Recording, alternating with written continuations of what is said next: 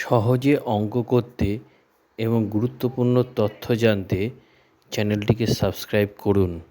আজকে আমরা শিখব 108 গুণ 108 বা 109 গুণ 109 এই ধরনের দুটি সেম সংখ্যার গুণ। তাহলে আমরা প্রথমে কি করব, শেষে দুটো সংখ্যা আছে, যে দুটো সংখ্যা থাকবে তাকে গুণ করব। এখানে আছে 8, 8 8টা 64 বসিয়ে দেবো।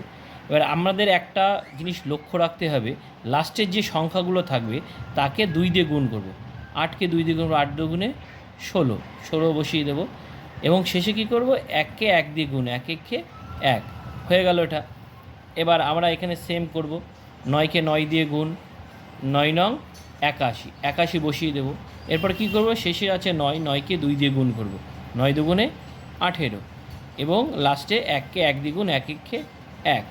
আর একটা করি দেখি, 105 গুণ 105, তাহলে 5 5 25 বসিয়ে দিলাম। 5কে 2 দিয়ে গুণ, 5 দুগুণে 10, 1কে 1 দিয়ে গুণ, 1 1কে 1।